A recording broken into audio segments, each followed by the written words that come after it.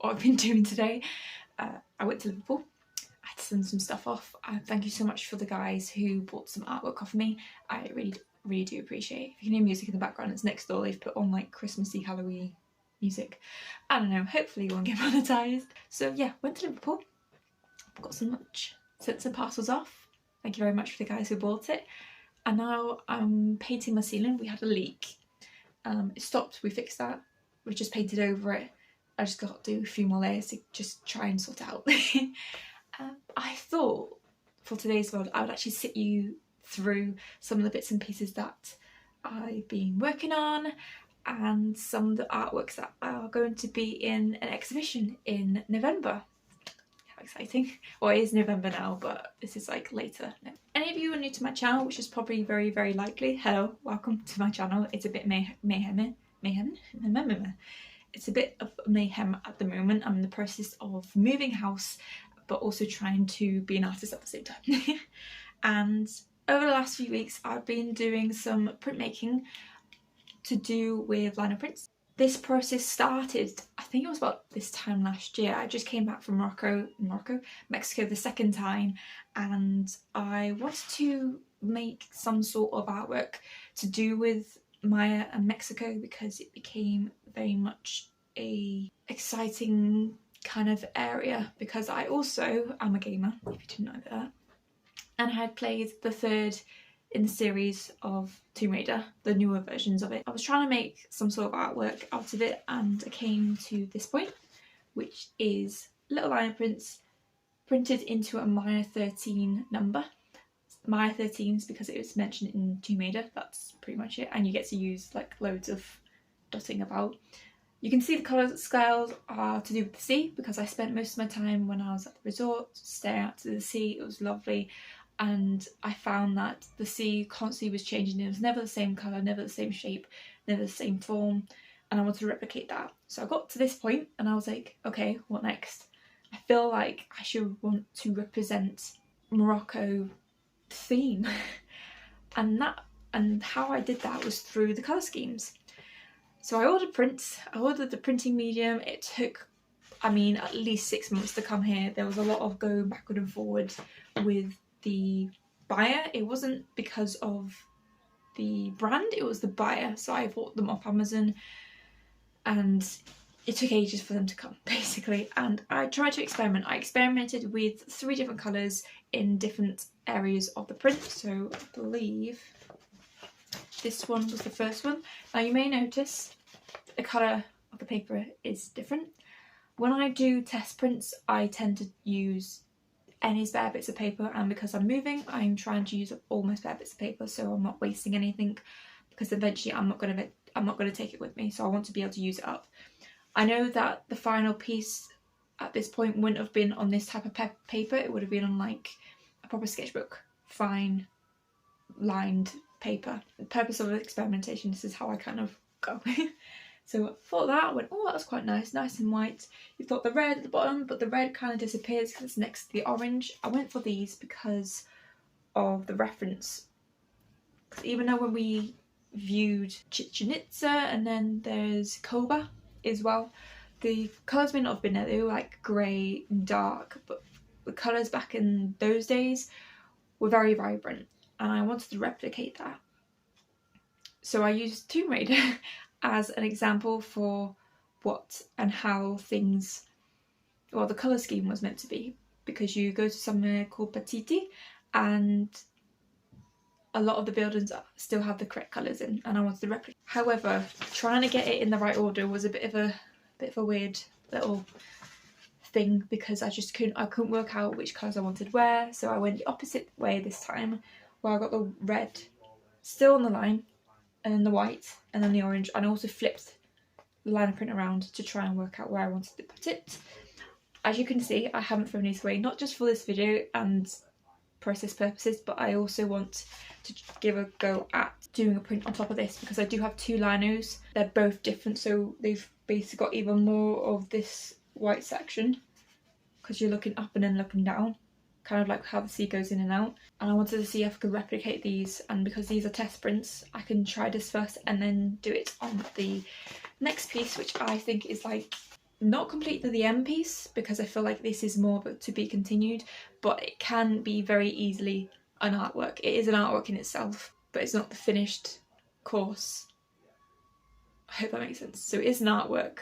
I wouldn't call it a process artwork. I would call it definitely an artwork, but it can still continue on. And for this I used proper paper for my sketchbook, and because this paper is actually slightly off-white, it goes with the whole theme of being old.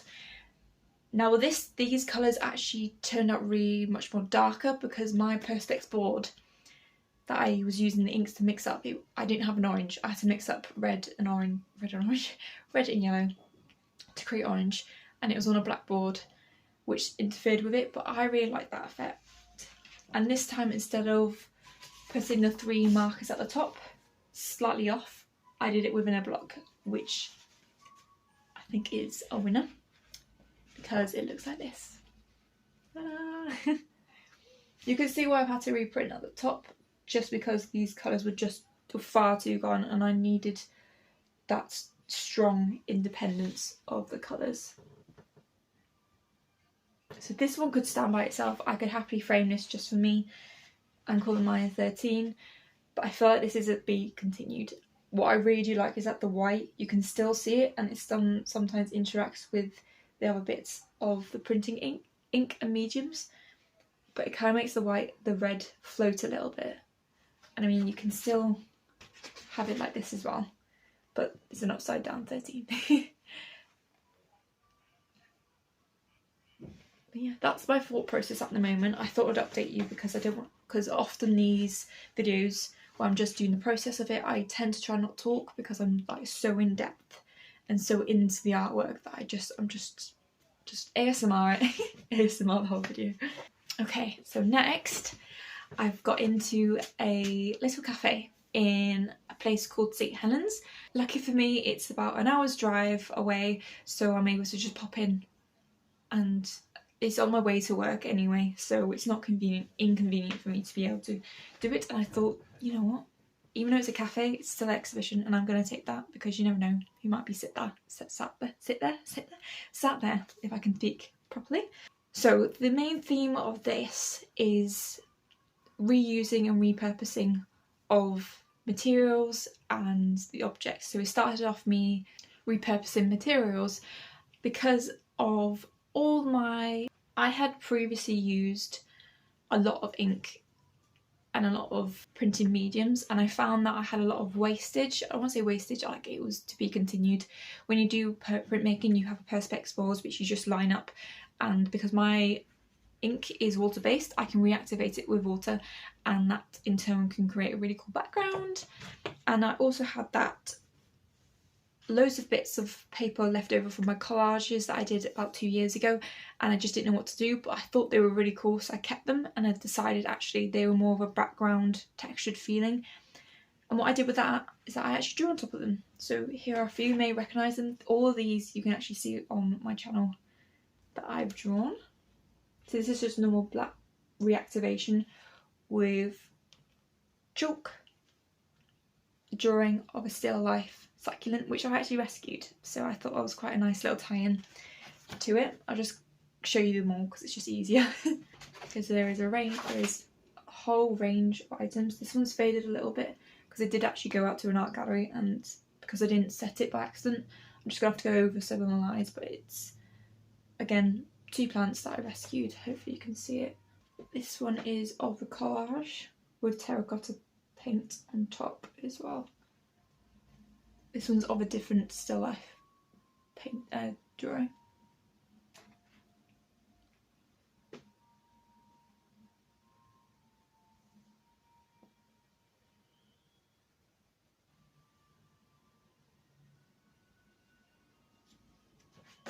Okay, so and the next ones I've actually got are in the same exhibition, and they actually said to me, you've got 6 pieces of artwork. We actually have some room for some more, so I was like, okay, I'll send you some examples that kind of fit the same genre, because instead of using chalk and charcoal to draw on top of it, I used acrylic paint, like from testing pots from when I did my house, and I loved them. And they were in an exhibition last August as well, so I'll show you the whole range. You'll be able to tell which ones that I used in the exhibition because they've got a blackboard around them, which looks very smart, and it was a great way for me to exhibit them.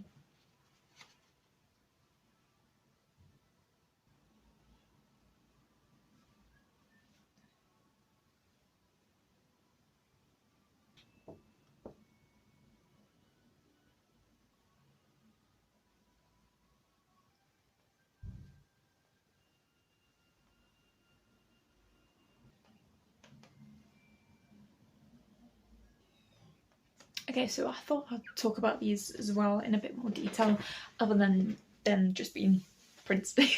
So as I got towards the very end of the perspex, I found that little bits were trailing off. So I got my testing prints, put them on the perspex, however way I wanted to do it, and then I simply just pressed the perspex onto saturated paper. So I did have to re-wet this, and that's why some bits are bleeding more, but the effects are just so alluring, and I just love how out of control it is. Because even though I've placed it on the perspex, what you get out of it is completely out of my control, and I love that sense of wonder and curiosity and kind of like mystery behind it.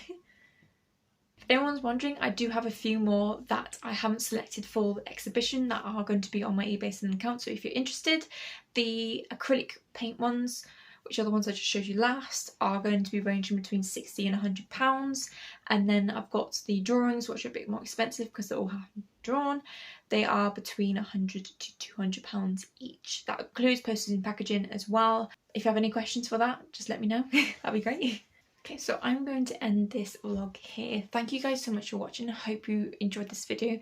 If you have any questions, please leave them in the comment section below and I'll do my very best to answer them.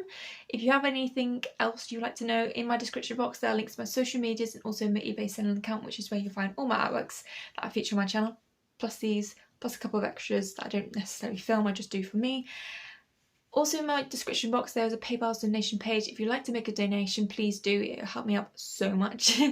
And also, if you can't do any of that, please just like and subscribe because it does help me out exactly in the same way to becoming a financially free artist. But yeah, thank you so much again, and I shall see you later.